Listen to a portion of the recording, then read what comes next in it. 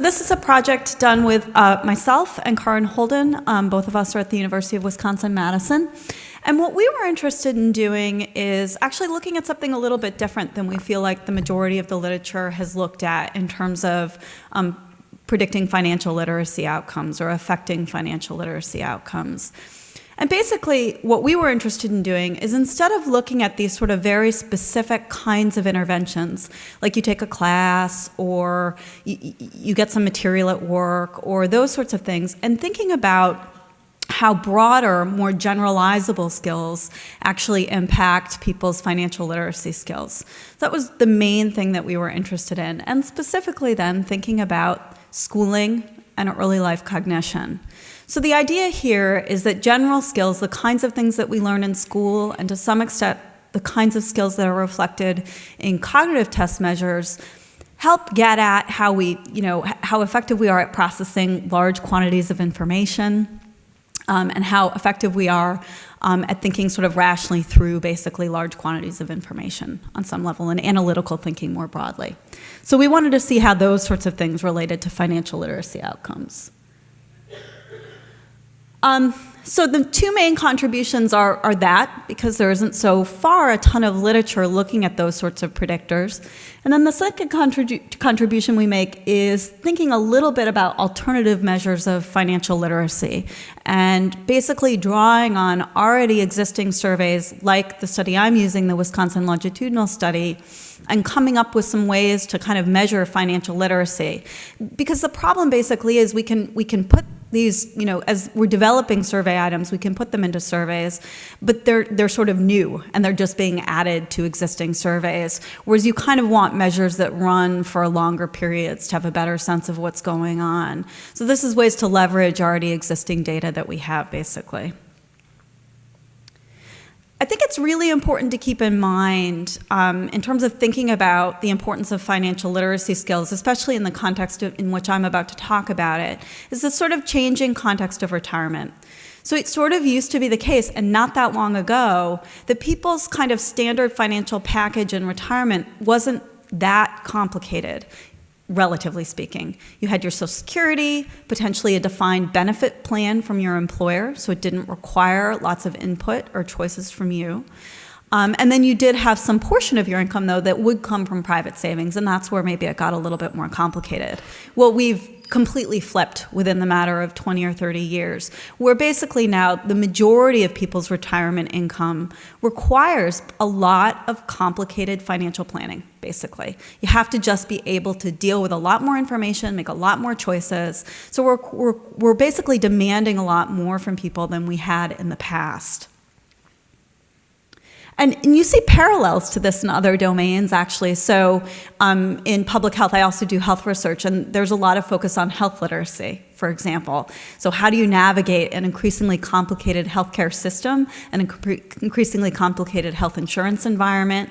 These same sorts of skills in other domains. So the bottom line is, right, in an increasingly complicated world, how effectively are people managing, and what can we do to help them manage that world?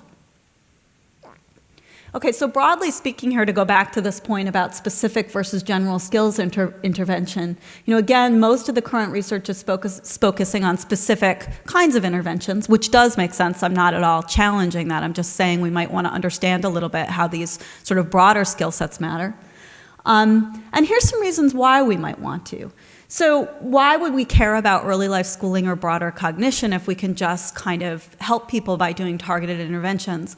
Well, part of the issue is, right, things change quickly. So we can teach people very specific skills, and you can see this analogous in the job market, right? We can provide people very specific job training skills, but things change rapidly. So to some extent, we also need people to have these sort of broader general skill sets so they can cope as things change. So that would be sort of the argument about why it might matter. In terms of the measures, what we're doing here basically, okay, so broadly, measures fall into sort of two broad categories. You have knowledge-based measures. Can you calculate compound interest? What's the difference between a stock and a bond?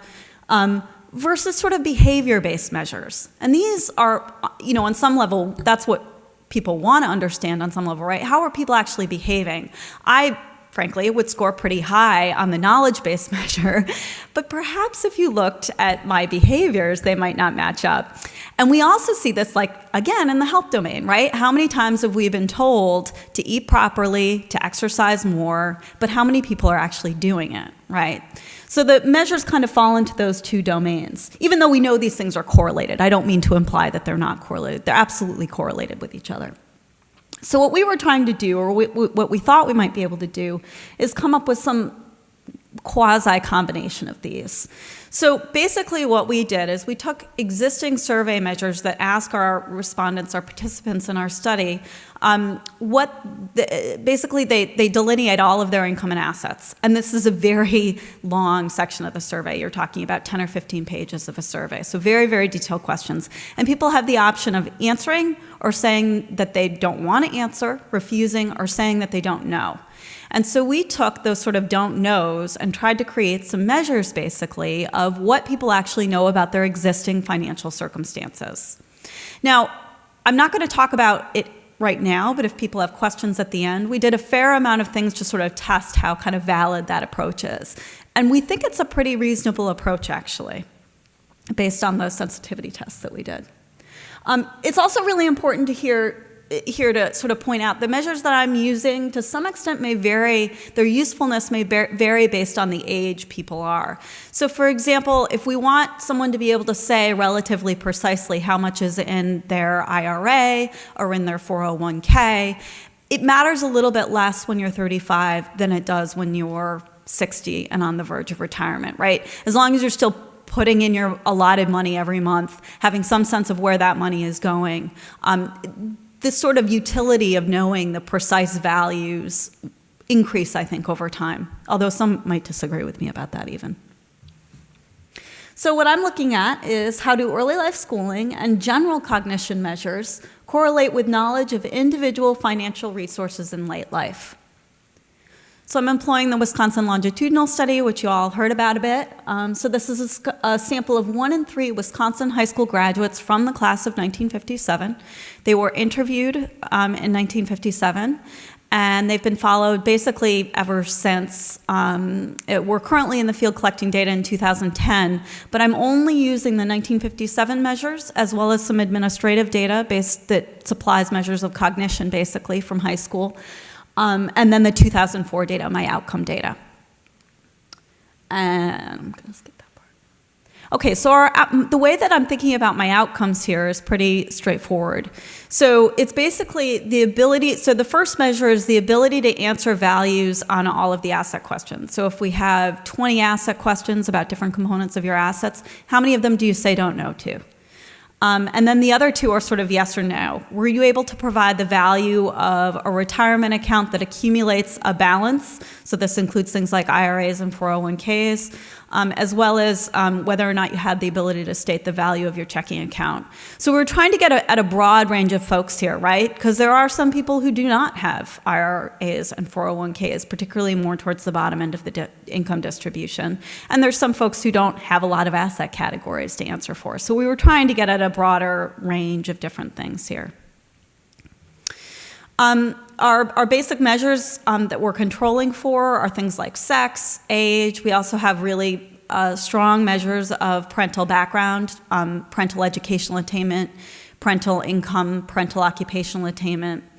And then the measures that we're sort of interested in really looking at the associations with these financial literacy outcomes are especially people's educational attainment, how much additional schooling matters, the kinds of coursework that they took in high school. So they answered in 1957 what kinds of courses they were taking. So we were wondering whether English, having taken the sort of more than average numbers of English courses, whether or not you'd taken more semesters of algebra, and whether or not you'd taken trigger physics. With the logic being perhaps we'd see in those more math-targeted classes some relationship there than in later life. And then finally, we have a measure of high school ranks. So how overall, how well did you perform in high school? And then the final measure is IQ. So this is all students in the state of Wisconsin were given the Henman-Nelson test of, it's an IQ test basically. And they took it early on in high school. And we have administrative data on all our respondents basically for that IQ score. methods, regression methods, basically. And then the key point that you all should understand here is we ended up separating, because this turned out to be sort of an important distinction, is that we ended up separating out those without college degrees and those with college degrees, because we got sort of different relationships for those two groups. And I think this is sort of important in the end, actually. So very briefly here, for the assets group, first I want to emphasize that gender differences are huge. I'm not going to talk a lot about them. This is basically data for future work, but gender differences tend to be huge. Men well outperform women in terms of knowing how well they know about their overall financial well-being, or I mean their over financial resources. But the other thing that matters for those without college degrees is IQ. So IQ scores from high school are really strongly predicted to basically knowing and being able to report on the value of your assets. And especially at the sort of bottom end of the distribution, that's really where you see the differences. You do not see that difference for college graduates. It doesn't matter what your IQ score is, basically, if you're a college graduate. And also but you do see some outcomes for college graduates with basically their level of math courses that they've taken. So when they've taken more algebra, if they've taken trig or physics, they did tend to perform a little bit better. And then for those without a high school degree, overall academic performance mattered. So the story here, in summary, and this is this pretty similar story for the other measures as well, is that IQ and high school rank matter for those without a college degree. For those with a college degree, coursework matters. Similar relationships for the private pension question, IQ especially really mattering for those without college degrees, and similar outcomes for those with in terms of the checking accounts. Again, there weren't actually huge differences on the checking account. This was sort of our weakest, actually, measure. But we still saw the IQ differences for people without college degrees. We did a range of different sensitivity analyses, and feel free to ask me if you have questions, basically.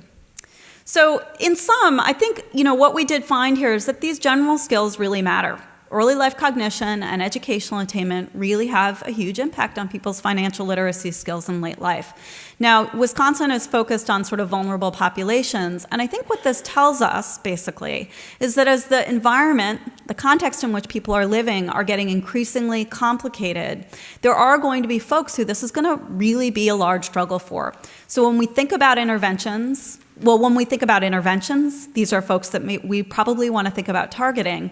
And to me, to just sort of push it a little bit, some of the work that Anna Marie Lusardi has done and other behavioral economists have done about sort of basically simplifying things for people, simplifying, reducing choice, reducing the number of choices. I think these are the things that we have to start taking a little bit more seriously if people are going to be able to basically effectively manage this increasingly complicated world.